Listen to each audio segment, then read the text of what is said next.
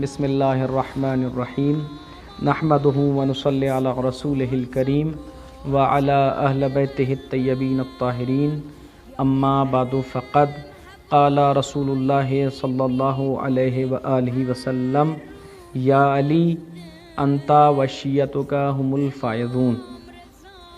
नाज़रीन किराम सलामुन अलैकुम व रहमतुल्लाहि व बरकातुहू। सबसे पहले मैं आप तमाम हज़रात की खिदमत में विलादत बसादत इमाम अली रज़ा अलैहिस्सलातु वस्सलाम की मुबारकबाद पेश करता हूँ और फिर शुक्रगुज़ार हूँ अंजुमन यूसुफ़ ज़हरा के तमाम अरकान का कि उन्होंने मुझे मौका फ़राहम किया। आज की इस गुफ्तगू के लिए मैंने जिस हदीस रसूल को उन्वान कलाम के तौर पे पेश किया है, ये बड़ी मारूफ़ हदीस है जिसमें पैगम्बर इस्लाम मौला अली अलैहिस्सलातु वस्सलाम और उनके शियों की कामयाबी का ऐलान फरमा रहे हैं। मैंने इस वक्त इस रिवायत का इंतखाब इसलिए किया क्योंकि मौला ने अपनी एक रिवायत में इमाम रज़ा अलैहिस्सलातु वस्सलाम ने बड़ी तफसील के साथ शियों की खुसूसियात बयान की हैं कि शिया किसे कहते हैं, शिया की खुसूसियात क्या हैं और कौन शिया कहलाने का हकदार है। सबसे पहले हम शिया के लुग़वी माना देखेंगे कि शिया किसे कहते हैं। तो शिया के लुग़वी माना है पैरोकार, दोस्त। और इस्तिलाही माना क्या है शिया के? शिया के इस्तिलाही माना है कि शिया उन लोगों को कहा जाता है कि जो जानशीनी पैगंबर का हक़ पैगंबर की आल के लिए मखसूस मानते हैं और मारिफ़ व अहकाम दीनिया में मकतब अहले बैत की पैरवी करते हैं। तो क्या सिर्फ़ अहले बैत अलैहिमुस्सलातु वस्सलाम को मान लेने वाले शिया हैं, मौला अली अलैहिस्सलातु वस्सलाम से मोहब्बत करने वाले शिया हैं? तो एक रिवायत में इमाम रज़ा अलैहिस्सलातु वस्सलाम फरमाते हैं, जब मामून ने आपको वली अहदी सौंपी और आपको अपना वली अहद बना दिया, उस वक्त आपका दरबान आपके पास आया और आने के बाद कहता है, ए मौला रज़ा अलैहिस्सलाम, आपसे कुछ लोग मिलने के लिए आए हैं और वो कह रहे हैं कि वो आपके जद अली मुर्तज़ा अलैहिस्सलातु वस्सलाम के शिया हैं। मौला ने जब ये सुना तो इमाम रज़ा अलैहिस्सलाम ने कहा कि उन लोगों से कहिए कि मैं मशगूल हूँ, बाद में आए। वो लोग वापस चले गए और उसके बाद दूसरे दिन फिर आए, फिर मौला ने यही कहा कि मैं मशगूल हूँ, उनको वापस कर दिया जाए। तीसरे दिन फिर आए और मौला ने उनको वापस कर दिया। इसी तरीक़े से वो 2 महीने तक मौला के पास आते रहे, इमाम रज़ा अलैहिस्सलाम के पास आते रहे, लेकिन मौला उनको वापस करते रहे। जब 2 महीने गुजर गए और 2 महीने के बाद वो लोग आए, आने के बाद कहते हैं इमाम के दरबान से कि 2 महीने हो गए हैं, हम मुसलसल आते हैं और आप कहते हैं कि मौला नहीं मिल सकते, वो मशगूल हैं। आज इमाम से जाके कह दीजिएगा कि अगर वो हमसे नहीं मिले तो हम यहाँ से अपने वतन भी वापस नहीं जाएंगे। क्यों? इसलिए कि अगर हम अपने वतन वापस जाएंगे तो दुश्मन हमारे ऊपर हंसेंगे, हमारा मजाक उड़ाएंगे और कहेंगे शायद तुमने कोई गलती की होगी कि जिसकी वजह से मौला ने तुमसे मिलने के लिए मना कर दिया। मौला का दरबान इमाम रज़ा की खिदमत में आया और आने के बाद कहा, मौला वो लोग कह रहे हैं कि अगर आज आप उनसे नहीं मिले तो वो अपने वतन भी वापस जाएंगे, चूँकि ये दुश्मन की मजाक उड़ाने का एक ज़रिया बन जाएगा और वो हमको गुनहगार समझेंगे। मौला ने देखा कि जब यहाँ तक बात आ गई है तो अपने दरबान को हुक्म दिया कि उनको अंदर लेके आ जाओ। वो अंदर आ गए। जब वो अंदर आ गए तो इमाम रज़ा अलैहिस्सलातु वस्सलाम ने ना उनका इस्तकबाल किया और यहाँ तक कि उनको बैठने तक के लिए नहीं कहा, यानी उनकी तरफ कोई तवज्जो नहीं दी। तो उनमें से एक ने हिम्मत की और हिम्मत करके हाथों को जोड़ा, दस्ते अदब जोड़ने के बाद का, मौला ऐसी हमसे क्या ख़ता हो गई है कि आप हमसे बात करने के लिए तैयार नहीं हैं? 2 مہینے مسلسل ہو گئے ہیں ہم آپ سے ملنا چاہ رہے ہیں اور آپ ہم سے ملاقات نہیں کر رہے ہیں، ایسی ہم نے کون سی غلطی کر دی ہے، ایسی ہم سے کون سی خطا ہو گئی ہے؟ امام رضا علیہ الصلوۃ والسلام نے اس شخص کی طرف دیکھا اور دیکھنے کے بعد کہا، چونکہ تم نے جھوٹا دعویٰ کیا ہے، تم نے کہا ہے کہ ہم آپ کے جد علی مرتضیٰ کے شیعہ ہیں، یہ جھوٹا دعویٰ ہے، تم میں سے کوئی ایک بھی شیعہ میرے جد کا نہیں ہے۔ کہ امام حسن، امام نے یہاں سے گفتگو شروع کی ہے، کہ امام حسن، امام حسین، جناب سلمان، جناب ابو ذر، جناب مقداد، جناب محمد ابن ابی بکر، یہ میرے جد کے شیعہ ہیں، یہ میرے جد کے شیعہ ہیں۔ اور یہ کون ہیں؟ ان کی خصوصیات کیا ہیں؟ مولا بتاتے ہیں۔ ان کی خصوصیات میں سے پہلی خصوصیت یہ ہے کہ الذین لم یخالفوا شیئا من اوامرہ، یعنی یہ وہ ہیں کہ جو میرے جد کی چھوٹی سی بات کی بھی مخالفت نہیں کرتے ہیں۔ یعنی ایک خصوصیت امام نے بتائی، پہلی خصوصیت کیا ہے شیعہ کی؟ کہ انہوں نے میرے جد کے چھوٹے سے حکم کی بھی مخالفت نہیں کی ہے۔ اس کے بعد امام نے کہا ان کی دوسری خصوصیت یہ ہے کہ وَلَمْ يَرْتَكِبُوا شَيْئًا مِنْ فُنُونِ زَوَاجِرِهِ، یعنی اور یہ جس چیز سے انہوں نے روکا ہے یہ اس سے رک گئے ہیں۔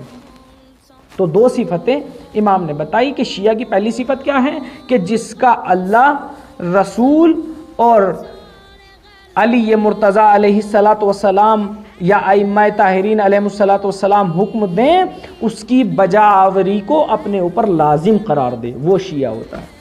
دوسری خصوصیت کیا ہے؟ کہ دوسری خصوصیت یہ ہے کہ جس سے روکا جائے، جس سے نہیں کی جائے کہ اس کام کو انجام نہیں دینا ہے، اس سے رک جانے والا شیعہ ہوتا ہے۔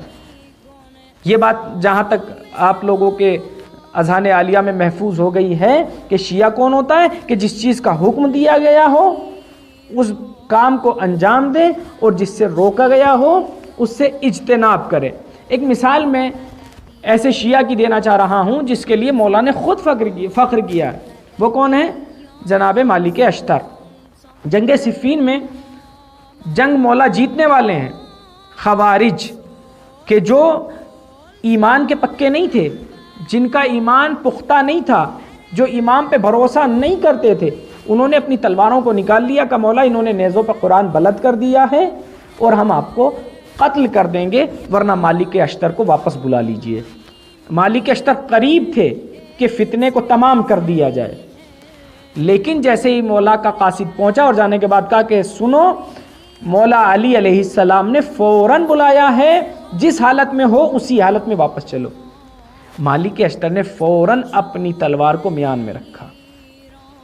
یہ ہے شیعہ۔ اور ہم اور آپ کیا کرتے ہیں؟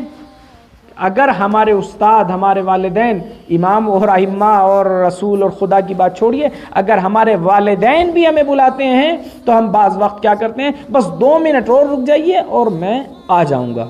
نہیں، شیعہ ایسا ہوتا ہے اگر امام نے کہہ دیا ہے تو آپ قریب ہی کیوں نہیں ہے۔ مالک اشتر نے یہ نہیں کہا بس ایک خیمہ رہ گیا ہے اور میں فتنے کو تمام کر کے پہنچتا ہوں، نہیں، جیسے ہی مولا کا پیغام آیا فوراً اپنی تلوار کو میان میں رکھا اور فوراً واپس آ گئے۔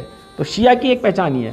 پھر اس کے بعد امام ان سے مخاطب ہوئے اور ان سے مخاطب ہو کے کہا، اور تم اپنے شیعہ ہونے کا دعویٰ کر رہے ہو، تم اپنے شیعہ ہونے کا دعویٰ کر رہے ہو، جبکہ مقصورون فی کثیر من الفرائض، تم تو واجبات تک انجام نہیں دیتے، اس میں ان کی انجام دہی میں بھی کوتاہی کرتے ہو۔ اب اس کا مفہوم کیا ہوا؟ اس کا مفہوم یہ ہے کہ جو واجبات کی انجام دہی میں کوتاہی کرے وہ امام رضا علیہ السلام کی نظر میں شیعہ نہیں ہے۔ یہ ان کی ایک صفت مولا نے بیان کی کہ چونکہ تم واجبات کی انجام دہی نہیں کرتے ہو اس لیے تم شیعہ نہیں ہو۔ اب جو اپنی نمازیں نہیں پڑھتے، روزہ نہیں رکھتے، واجب ہونے کے بعد حج نہیں کرتے، وہ اپنے بارے میں خود فکر کریں، وہ جانیں اور مولا جانے۔ دوسرے امام نے کیا کہا؟ امام نے کہا، امام ان کے بارے میں پورے طریقے سے واقفیت رکھتے تھے۔ اس کے بعد امام نے کہا کہ جہاں تمہیں تقیہ کرنے کا حکم دیا جاتا ہے وہاں تم تقیہ نہیں کرتے ہو، اور جہاں تقیہ کا حکم نہیں دیا جاتا وہاں تم تقیہ کرتے ہو۔ تو اس کا مطلب کیا تھا؟ امام کہنا یہ چاہ رہے تھے کہ تم یہ نہیں دیکھتے ہو کہ خدا اور رسول اور ائمہ کی مرضی کیا ہے، بلکہ اپنے دل کی سنتے ہو۔ تو ہمیں جب ہم نے اولا بالتصرف ان کو مان لیا ہے تو اب ہمیں یہ نہیں دیکھنا ہے کہ ہمارا دل کیا کہتا ہے، بلکہ اگر حقیقی شیعہ بننا ہے تو ہمیں یہ دیکھنا ہے اللہ کیا کہتا ہے، رسول کیا کہتے ہیں، اور ائمہ طاہرین علیہ الصلوۃ والسلام کیا کہتے ہیں۔ اس کے بعد امام نے ایک بات اور کہی ہے، اور وہ یہ جو سب سے اہم ہے آج کے دور میں، جس پر سب سے زیادہ توجہ دینا ضروری ہے، وہ کیا ہے؟ امام نے فرمایا کہ تم اپنے بھائیوں کا حق ادا نہیں کرتے ہو، ان کا حق غصب کر جاتے ہو، تو کیسے شیعہ ہو؟ یعنی امام نے بتا دیا کہ وہ میری نظر میں شیعہ نہیں ہے کہ جو اپنے بھائی کا حق غصب کر جائے۔ اب جو غصب کر جائے وہ امام کا شیعہ نہیں ہو سکتا۔